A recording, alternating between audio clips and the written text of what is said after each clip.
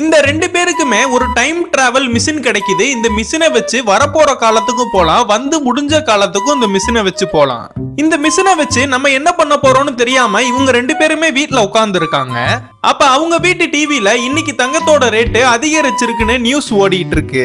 இதெல்லாம் இவங்க ரெண்டு பேருமே பாக்குறாங்க. கூடவே அவங்க அம்மாவும் என் கல்யாணத்தப்பனா ஒரு பவுனே 2000 ரூபாய் தானு பேசுறாங்க. இப்படின்னா தங்க விலை வித்துச்சுன்னா யாருதான் தங்கம் வாங்குவான்னு புலம்பிக்கிறாங்க.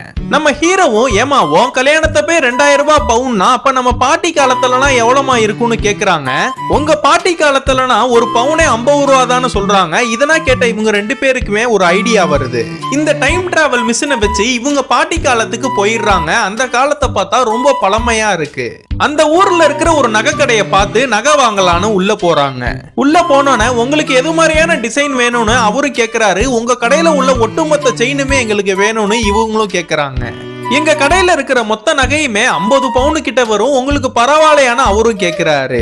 எங்க கிட்ட 100 பவுனு கூட காசு இருக்கு, நீங்க 50 பவுன் மட்டும் கொடுங்கன்னு இவங்களும் சொல்றாங்க. அந்த நகை கடைக்காரும் மொத்தமா சேர்த்து 2500 ரூபாய் ஆச்சுன்னு பில்ல கொடுக்கறாரு. இவங்க அந்த 2500 ரூபாய் பணத்தை கொடுக்கறப்ப இந்த பணம் என்ன வேற மாதிரி இருக்கேன்னு அவரும் பாக்குறாரு. நாங்க வெளிநாட்டு ரூபானா வாங்குறது இல்ல, நீங்க நம்ம ஊர் பணத்தை கொடுங்கன்னு அவரும் கொடுத்துடுறாரு. இதாங்க நம்ம ஊர் பணம்னு இவங்க ரெண்டு பேருமே சொல்றப்ப அந்த ஊர் பணத்தை அவரு காட்டுறாரு. அந்த பக்கத்துல இருக்கிற போலீஸும் இவங்க ரெண்டு பேரும் வச்சிருக்கிற பணத்தை பார்த்து இதுதான் கள்ள நோட்டான்னு இவங்க ரெண்டு பேரையுமே புடிச்சு போலீஸ் ஸ்டேஷன்ல ஒப்படைக்கலான்னு பாக்குறாங்க. அதுக்குள்ள இவங்க ரெண்டு பேருமே அவங்க கிட்ட இருந்து தப்பிச்சு ஓடிடுறாங்க.